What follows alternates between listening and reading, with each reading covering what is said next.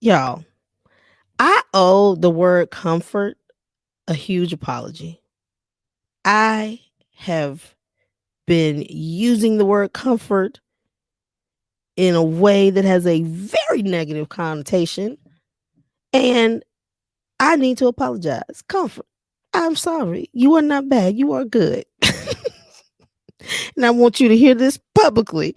Let's talk about it, y'all. This is Looking for My Fit. You may not have everything you like, but I'm here to bring it light. Take a seat, join the ride. Elephant if it goes down tonight. We'll bring the party right to you. If you wanna laugh, hear good news. Bring your friends, family too.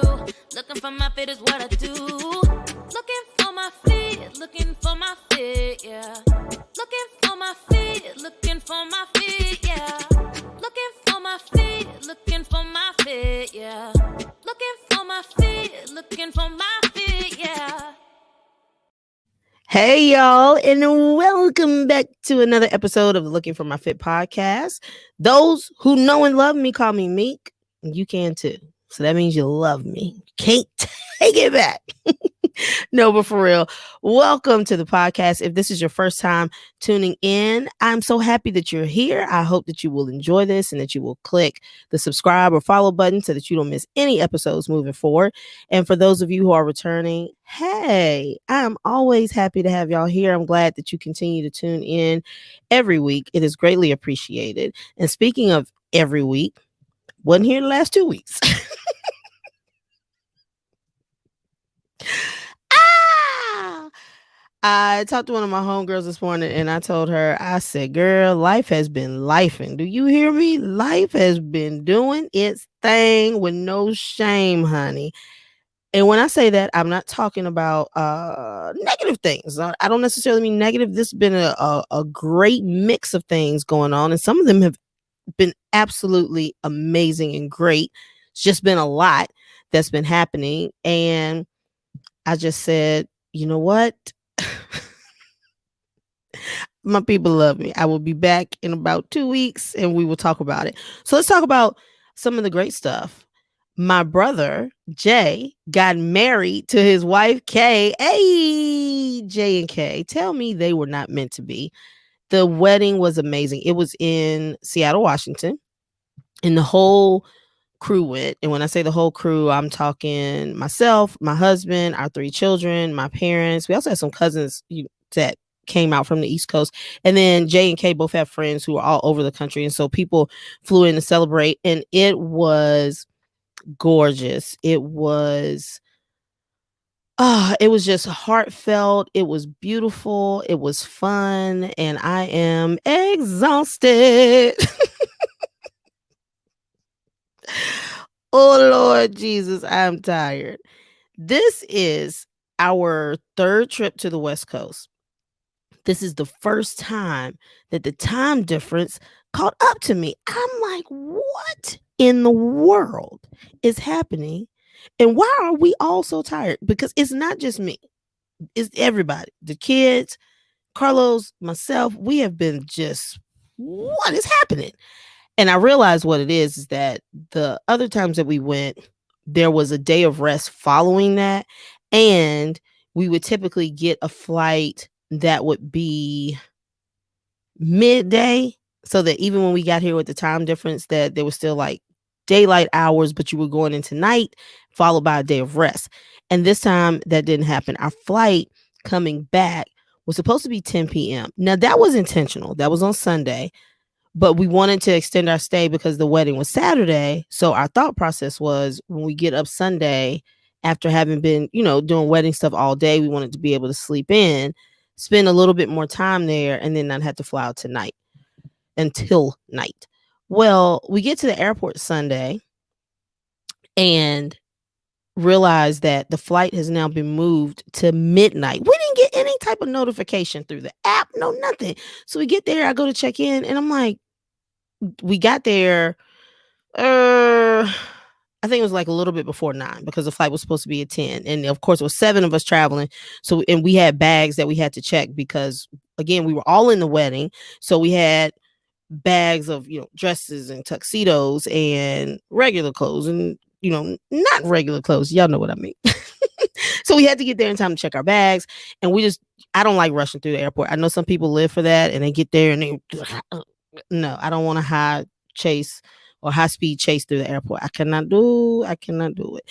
So we got there a little bit before 9, thinking that the flight was going to take off at 10, and it says 11:59. I was like, wait a minute. So we don't even know when that got changed, but the flight didn't leave till 12, which meant that we would have arrived here, which we did, at 8 a.m. our time. Now, Seattle time, it would have been 5 a.m. You would have come home and gotten to bed, but it was 8 a.m. Oh, y'all, I said all that to say, we tired.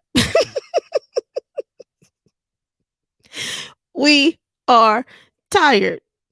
And I also have to laugh at the fact that I had intentions of recording an episode in Seattle. I took the laptop, I took the mic, the headphones, I had the whole shebang. What I did not think through, because I really didn't have cracking me up. I didn't have any special bags or anything to pack anything in. So I had my book bag, which is normally what we'll end up doing. Like if we have to, we'll have one bag that we check. And then everybody else everybody has a carry-on bag, and it's much easier for us to carry book bags because you don't really have to keep up with it. It's easier to move through the airport. Everybody throws on their own book bag and goes. So I was like, oh, you know what? I should take my stuff. In my mind, I don't know why I do this. Okay, we're going to have a whole conversation. And I promise you, I'm going to come back to the topic about comfort. I am an overpacker. I overpack. And I always overpack because in my mind, there's so many things I'm going to go do, see, get accomplished whenever we travel. And of course, I must have an outfit for each one of those things. And I go and I never use all the things that I pack. I don't know why I continue to do this. If you have tips, please tell me, because this madness must stop.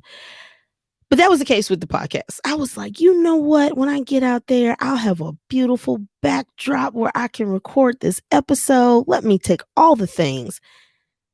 It didn't happen. And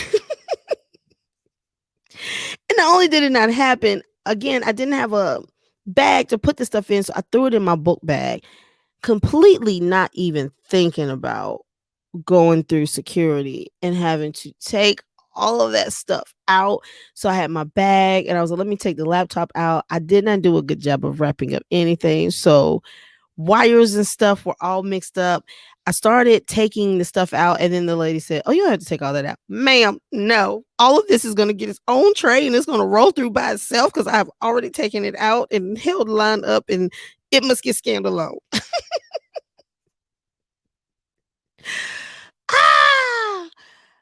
So moving forward, that is not what I will do if I plan on doing something remote. That was a good lesson for me to learn. I will not repeat that moving forward. Anywho, as I was saying, lifed, and I just gave myself permission to just rest and do what I needed to do. But we're back, y'all. So hey, let's get back to lifing. I don't even know where to start. Great things have been happening all around. Just great things have been coming. And then some of the details, I hate to be the vague person. Like, I am that person who gets bothered by somebody putting something vague on Facebook, but not telling me. Why did you put that up? You know we want to know the answer, and you don't tell us. I want to know what you're talking about, and I want to know now. So I hate to be that person, but I'm about to do it. I will just say, good things are happening, right? And they've been happening quickly. I think when you say, if you say yes, if you move forward, if you have faith, if you trust God, like he will open up a blessing that and start pouring out to the point you don't have room to receive it. It absolutely feels like that for me right now. And I'm just running around, shirt open, trying to catch it all. It is truly like that. And I'm grateful. So that's not a complaint. I want to be completely real and transparent and say this though. In receiving new blessings, there are old things that I now have to either make a shift with or I have to let go. So in making room for the new things that are happening. There are some old things that I'm going to have to let go of. And it's so crazy because I think when you personally, let me speak for me. I can't say for anybody else. When you see somebody in their season of harvest, like you say, man, like all the things are really happening. It is exciting for you. And I have heard people be like, man, like it's kind of overwhelming. And I'm like, well, how? Those are all good things. What do you mean? Now I get it. It's a feeling of, whoa, all the things are happening all at the same time. Let me wrap my mind around this. And also, if I say yes to this, then I have to say goodbye to that. It's those types of situations that are occurring. And I had to check myself because there was a part of me that in getting the new, I had a moment of maybe just stay with what I've got. Oh my gosh, did I just say that? It was that type of moment. And I was able to check myself and say, Meek, why are you even allowing your mind to think in that place? What I realized is a lot of times we'll talk about people being in their comfort zone. There are some things that I've been in, y'all, that are absolutely not comfortable. They're not comfortable at all. I'm gonna tell you what's comfortable. This hoodie that I have on from my girl Devon's Cupid Athletics. This is comfortable. Love this hoodie. It makes me feel good. You know what else is comfortable? A blanket that I brought Carlos for his birthday from Target that is hands down the softest blanket I've ever felt. Ever. I mean, let's talk about it for a second. Bought it for him because we have several different types of coverings for the bed. So you have the sheet, but then we have individual covers because we are wrap uppers. So, you have the comforter. If you have the comforter and we're both using it, then we kind of have to share. So you can pull it up, but you can't wrap up in it. I like to take whatever I'm sleeping with, I kick it up with my feet. Go ahead, get imaginative. And then I let it wrap underneath my body. So I like to be wrapped up in my cover. And then Carlos has his own. Well, the problem is a lot of times I end up with most of the cover. I don't know. I just do. I just end up with most of it. And so for his birthday, I was like, this is a really nice blanket that I want you to have for yourself. And I gave it to him. And then I felt it. And then I said, oh no, we share this. Oh no, we share this because it is so comfortable.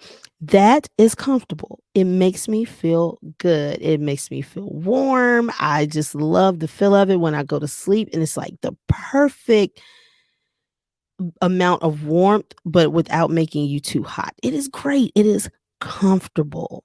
When I ride in my parents' car, I love it. It is comfortable. I feel like the seats just embrace my body with every turn. I just feel comforted. If things are not going quite well and I call to talk to my parents about it, they usually have the words that they need to say to make me feel better. Their words are comforting. If it is a cold day outside and I can find somewhere that has good stew, I would like to say make it, but y'all know I don't cook. If I can get some good stew, sit on the couch watching Hallmark movies, especially if it is close to Christmas time, that is comforting to me, y'all. Comfort is good. I enjoy being comfortable. And I think that we have deemed the comfort zone a bad place when in actuality, comfort is good. Comfort makes you feel good. Comfort is anything that makes me feel good feelings. Just simple. I don't have another way to put it. I think that what we need to do though is we need to rename the comfort zone to the familiar zone or the familiarity zone. Because the reality of the situation is a lot of times with situations that we stay in, we're not staying because they're comfortable. A lot of situations that we're in don't make us feel good. So we don't need to call that comfort. The situations that we're in are familiar. They are things that you know. You know how to function in it. You know how to operate in it, but there's no comfort there. I will guarantee you there's someone who has missed out on another job or career opportunity, an opportunity for growth because they couldn't let go of what was familiar. The unknown is scary, y'all. The unknown is absolutely terrifying. And you will allow yourself to stay in your familiar zone because at least I know how this goes. If I step into something different, I don't know how that will work out. That is unfamiliar territory to me. And I don't know if I have the courage to step into that unfamiliar space because I don't know how it's going to go. Even though the space that I'm standing in now is not great, I do know how it's going to go. It is familiar. Ain't nothing comfortable about it, y'all. And I'm going to tell you where this came from. I have talked to several people lately. I'm trying to be more mindful about checking in on the people who are in my circle. Again, life happens. Life's. Life be life, and it's easy to get caught up in just, what you have going on, but just in recent light of things that I've seen people go through lately, I just realized that it's important to at least send a text and say, "Hey, checking in on you. Are you okay? How are you feeling? How are you doing?" And in checking in, I have in two different conversations spoken with people who have both expressed how tired and burned out they are with their careers, right? Now, while they have two different, totally different careers, they both said when I was asking how's everything going with work, they talked about how it is a lot and how they are struggling to draw boundaries, how the workload has picked up, how they primarily work from home, which makes that boundary that I talked about earlier even harder to draw or to create because when you're at home and you're working from home, when's the cutoff? It's a lot easier when you go to the office and you can say, well, look, I left the office. And so when I leave the office, I know that's my time. But when your office is at home, where's the cutoff? Where does work time end and where does your time begin? That can be hard. Here's the thing that got me. Both of them, in saying all of these things, workload has increased. I felt overwhelmed. I'm trying to catch up. I don't even know how to create these boundaries. Like, I don't know when my time ends, my time starts. It's been crazy. Have both said, both of them, y'all. Now, don't get me wrong. I mean, I love my job.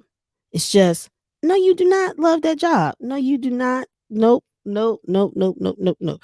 First of all, I believe both of them love what some of the things that they do for their job, right? I believe both of them are absolutely using their gift in the wrong place, right? Gift, wrong place. But I also believe like you're not comfortable. And I told both of them that you do not love this job. You do not love this job. And they were like, well, yeah, I mean, like I'm comfortable. You're not. If when you go to bed, you are exhausted and you are dreading getting up the next day because you know about what you're getting ready to face with work is going to be there. If when you get to the end of the day, you are having a hard time making any type of cutoff, if when you go to bed, your mind is still racing with all the things that you need to do when you get up again, what's comfortable about that? Somebody please point the comfort out to me. What is comfortable about being unable to sleep, feeling anxious about the workload that you have, not having set hours for work and then creating time for yourself? What about that is comfortable? I'm waiting. What's comfortable about that? Nothing. And I told both of them that is not comfortable. It's not. It is familiar. It is what you have allowed yourself to get used to. You have allowed that to become a part of your norm. It's become a part of your everyday operations. But please trust, know, and believe there's nothing comfortable about what you are describing to me. You are not comfortable. You are in a place of familiarity. And I really think we have to be mindful, excuse me, to make that distinguishment. We need, is distinguishment a word? I don't know. We need to be able to distinguish the difference between being comfortable and being familiar. And coming back to me and my vague description of what I have going on around me, I realize that some of the nerves and the nervousness that I feel is not because I feel that my life is comfortable and I'm getting ready to leave that. No, things in my life are very familiar. And I realize that I'm about to step into a new season of life that is unfamiliar. Here's the thing, y'all. Who said unfamiliar was bad? Who said it? It's just you may have had some situations where you stepped into something unknown and it didn't work well, but y'all, not every situation was like that. And I guarantee you that with a lot of things you stepped into and it felt uncomfortable, we'll say it wasn't comfortable because remember, I said it makes you feel good. It felt uncomfortable. So I said uncomfortable didn't make you feel good because it wasn't familiar. You didn't know how to operate in it. You had to find your bearings, right? But who said unfamiliar was bad? And who said that there aren't great things over in that place of things that aren't familiar? And once I put that in my mind, the excitement has been able to grow. I'm like, I know what life feels like operating in this familiar zone, but who knows what else is over here in the zone that is unfamiliar? Could be so many things. And I truly believe, when people say, you waiting on God, God is waiting on you, and that he's got like so many blessings stored up, but you've let fear, anxiety, and thoughts and words of others to stop you from actively pursuing something that you have felt that you needed to be pursuing, or stepping, into a new role that you have been nervous about, like, well, am I qualified? And then what happens? And I think when you just give that one yes, and I talked to PBJ, who was on a recent episode just about some of the things going on, and she was like, that one yes will change everything. And I'm not even joking, y'all. One yes for my family got an avalanche of things occurring. I mean, like, watch out below. And the unfamiliarity, again, I don't know if that's a word either, is a little uneasy or makes you feel uneasy. But I just had to shift my mindset and let that turn into just full blown excitement. For real, you get one opportunity to come through and do this thing. And why not take the leap and go and do and see what unfamiliar has in store for you? Because unfamiliar doesn't mean bad. It's just different. And I'm excited, y'all. And I, again, want to formally apologize to the word comfort. I enjoy comfort. I like the way comfort makes me feel. Comfort is good. So if you've been in a space and you're nervous to take the step, I want you to check yourself and say, am I truly not taking this step because I don't think it will work out for me? Meaning, I really don't think this is a good fit for me. I know what's going to happen and I don't think that's a good fit. Or am I not taking this step because I'm so familiar with how my life is now that I'm scared to step into something that is unfamiliar? So stop calling your situation of chaos comfort. It's not. It's familiar. Stop calling this place that you're in that gives you anxiety, that keeps your stomach in knots, that keeps you from sleeping at night, that keeps you from doing a lot of things that you love. Comfort. It's not. It's familiar. So if those are the feelings and things that you are experiencing, but you are allowing that to keep you from trying something new, check yourself. That is not comfortable to you. You are familiar. And so it's time for us to be, brave enough, have the courage to step into the unfamiliar and just know it's going to work out. That's just how I'm facing things now. We're good. We're good. Yep. I don't know. No. Huh? What was that? No, I don't know what's going to happen, but it's going to be good. That's how I'm choosing to approach it. And honestly, it makes it a lot more fun. It makes it a lot more excitement. And it has just given me peace. That's what I'm going to say. I have peace with moving into a place that I don't know anything about. And I hope that you doing the same will give you peace too. All right, y'all. I got some things to do. So I'm going to run off and go do those, but I'm back. We're back. We're going to be shooting stuff, and hopefully, over the next 3 weeks as stuff unfolds, I'll be able to share even more. I do apologize. I do hate I hate a vague Facebook post. I mean, but some of you don't give all the details. I can admit it. I mean, I don't comment and ask, but I definitely think it. So I apologize if this felt like a vague Facebook post to you, but details will be revealed over the next few weeks. So you should go ahead and hit that follow and subscribe button to make sure that you don't miss any of the episodes coming up. In the meantime, I hope that you all have an amazing rest of the week. I hope you have a great weekend, and I hope that you'll tune in next week where we will, share some other stuff. And I do have a guest who's coming up that y'all are going to love. We're going to be talking about body image and confidence, and I'm just excited. I can't wait. So again, make sure if you haven't already, hit subscribe or follow, just depending on which podcast platform you're listening on, to make sure that you don't miss out on any of these episodes. All right, guys, until next week. Bye. Listen, I can't have you all missing out on episodes. I appreciate you all being here, and I want you to stay here. So before you leave, go ahead, click that subscribe button so you'll be the first to know when the next episode drops. I'll see y'all then.